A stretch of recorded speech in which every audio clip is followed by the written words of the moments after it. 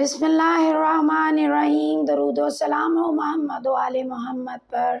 अस्सलामु अलैकुम व्यूवर्स। जी तो आज आप नौरोज़ के किचन में हाजिर हैं। सब मेरे साथ शामिल हों इस डिश के बनाने और देखने में।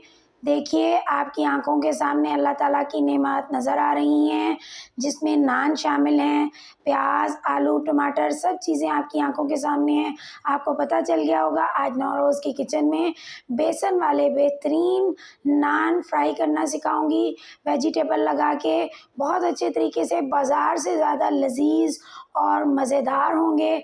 आइए तो हम चलते हैं अपनी चीज़ों की कटिंग की तरफ। नान आप देख चुके हैं, हम नान बनाएंगे। बेहतरीन नान बनने जा रहे हैं नौरोज़ के किचन में। आइए देखिए, ये हमारे पास प्याज, टमाटर और आलू मौजूद हैं। प्याज को कटिंग करेंगे थोड़ा। बिस्मिल्लाह।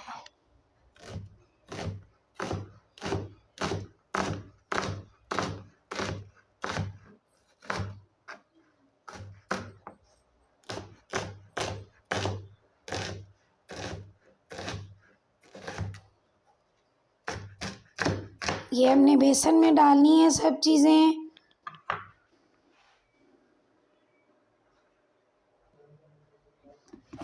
तो व्यूअर्स, प्याज कट चुका है, इसे हम प्लेट में निकाल लेंगे। अब हम जल्दी से टमाटर की कटिंग की तरफ जाएंगे। बारीक बारीक ऐसे इसे आधा कर लें और बारीक बारीक काट लें इसे भी प्याज की तरह। एक एक स्टेप आपको दिखाऊंगी और बताऊंगी। बाज़ार से ज़्यादा लजीज और अच्छा बनने वाला है आपका नान, देखते जाइएगा। मसाला जात बताऊंगी जो कि बेसन में ऐड करूंगी, आपको दिखाऊंगी। आप देखिएगा, बहुत मज़े का नान बनेगा। आप भी अपने घरों में बनाइएगा और बताइएगा। टमाटर भी हमने कट कर लिया। ये देखिए, अब हम आलू कट करेंगे। ये आलू बारीक कटा हो तो बहुत अच्छा रहता है। मैं अपने स्लाइसर से इसके स्लाइस बनाऊंगी और आपको लगाने का तरीका भी बताऊंगी।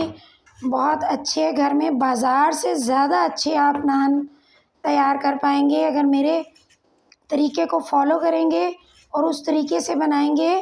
तो व्यूअर्स, आप बहुत अच्छा नान तैयार कर पाएंगे।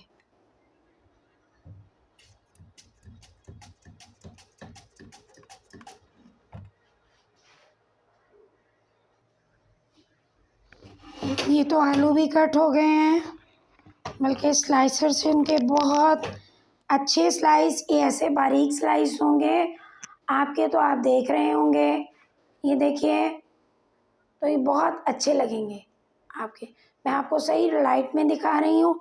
इतना बारीक स्लाइसर से जितना बारीक कटता है आप काट कर लगाएंगे तो वो बेसन के साथ आपके नान पर लगेगा और गिरेगा भी नहीं।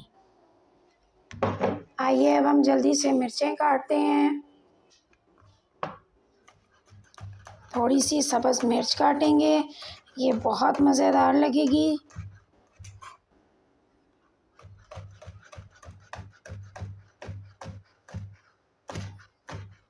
तो मिर्चें हम काट चुके हैं।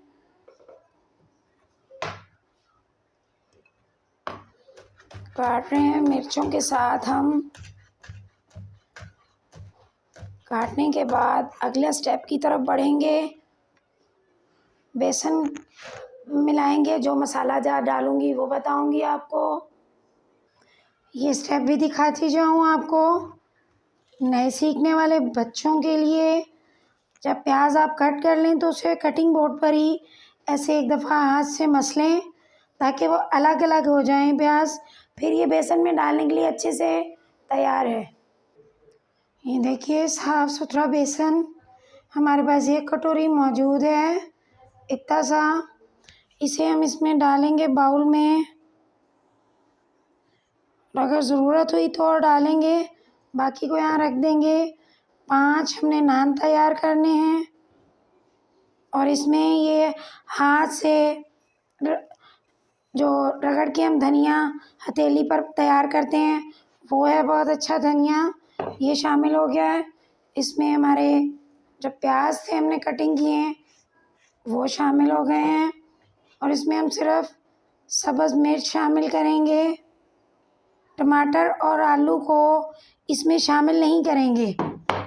अब हम मसाला जाएंगे जल्दी से। इसमें आप मसाले को तैयार करने के बाद बेसन को पानी के साथ मिक्स भी करके देखेंगे हम कि नमक और मिर्च कम तो नहीं।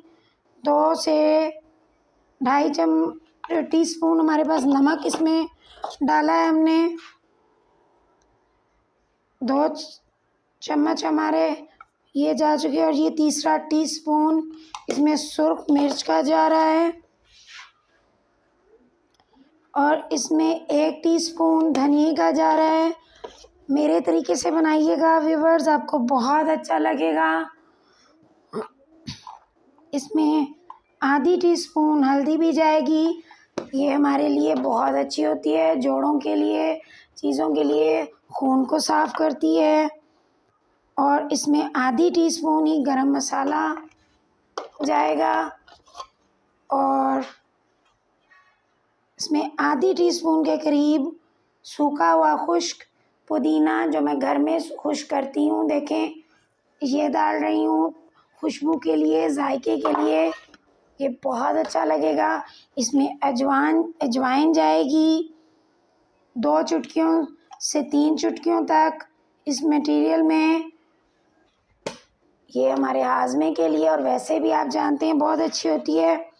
और ये हमारी 3 चुटकियों के करीब इसमें कलौंजी जाएगी, आप सब जानते हैं जायका भी देगी और मुफीद भी बहुत है। और अब इसमें हम एक बेहतरीन पाउडर और डालने जा रहे हैं। ये देखें, ये भी 1 टीस्पून के करीब पाउडर है। मैं अंदाजे से डाल रही हूँ लेकिन आपको बता रही हूँ नए सीखने वालों के लिए कितना है। 1 टीस्पून हमने अदरक पाउडर भी इसमें शामिल कर दिया है। तो आइए अब हम इसे पहले हाथ से ज़रा मिक्स कर लेंगे और फिर से पानी से इस मसाले को ज़रा ठीक सा तैयार करेंगे। आपको दिखाती हूँ, ये देखें सब मसाला जात मिक्स हो गए, यकजा हो गए। इसे पानी डाल के हम ठीक सा मिक्स करेंगे। उसके बाद भी हम नमक मिर्च इसमें टेस्ट करेंगे कि अगर कम हुई तो हम इसमें और ऐड कर सकते हैं। इस तरह से हम अच्छे से इसे मिक्स करेंगे और मिलेंगे जी। तो व्यूअर्स ये देखें, रोशनी में आपको दिखा रही हूँ, इतना सा पेस्ट ऐसे जो गिरेगा नहीं हमारे हाथ से, हम खुद हाथ से गिराएं इस तरह का पेस्ट हम तैयार करेंगे। ये अच्छा सा उसके ऊपर चिपकेगा।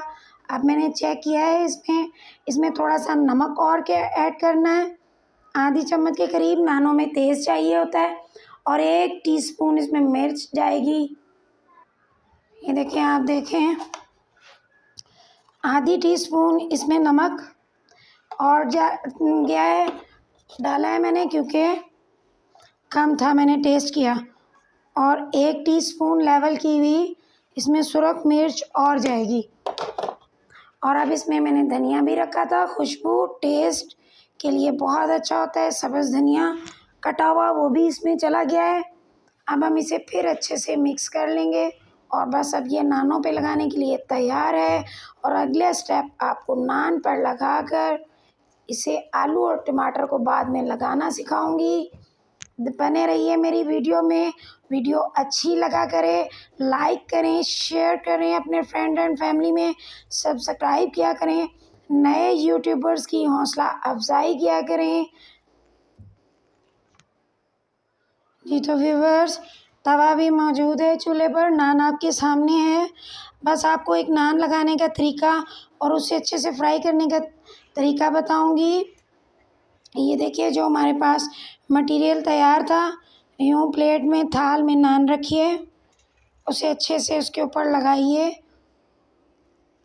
किसी को कम बेसन लगाना पतली लेयर में पसंद होता है, कुछ लोगों को ज़्यादा, तो वो आपका अपना मसला है और मर्ज़ी है कि जिसे ज़रा मोटी लेयर पसंद हो तो वो मोटा मोटा बेसन भी लगा सकता है और पतला भी लगा सकता है जिसे पतला पसंद हो। इस तरह देखें, मैंने ना बहुत मोटा लगाया है ना पतला लगाया है। इस तरह से अच्छे से बेसन लगा के फिर आप ये देखें आलूओं की लेयर्स पकड़ें। ये पतले पतले आलू होंगे, इन्हें यूं ऊपर पैच कर दें। जब आप चिपकाएंगे ये अच्छे से चिपक जाएगा। ज़रा इसे हाथों से यूं कीजिए। अब अपने टमाटर को लगाइए अच्छे से और इसे बेसन में ज़रा दबा दीजिए। ऐसे ये निकलेगा भी नहीं। जब आप पराठा नान को बेक करेंगे, फ्राई करेंगे सॉरी, तो ये निकलेगा भी नहीं और इस तरह इसमें पैच हो जाएगा, चिपक जाएगा इससे, इस तरह से। तो ये आप देख रहे होंगे ये तैयार, अभी कच्चा है और ये मैं लगा चुकी हूँ और आपने तरीका भी इसका देख लिया होगा। आइए अब हम चूल्हा ऑन करेंगे, इसे फ्राई करेंगे। व्यूअर्स ये देखें, फ्लेम ऑन किया था, चूल्हा ऑन किया था, हमारा तवा गर्म हो चुका है। हम पहले इस पे ऑयल डालेंगे, यूँ सारे कोशिश करेंगे तवे की साइडों तक ऑयल लगे और हम इसे बहुत अच्छे से अब फ्राई करने के लिए तैयार है। हमारा तवा बिल्कुल रेडी है, गरम हो चुका है।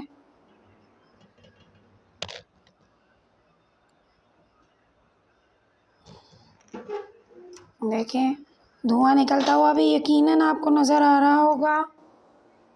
और अब हम यूं नान को पकड़ेंगे बिस्मिल्लाह और इस पे यूं डाल देंगे।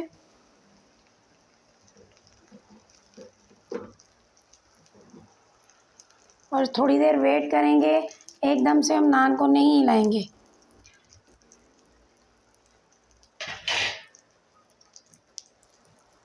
ये देखें नान ने तवे को छोड़ दिया है और ये हम अब फ्राई कर रहे हैं ताकि इसका बेसन जहाँ जहाँ से सेक लगने वाला है, देख रहे होंगे,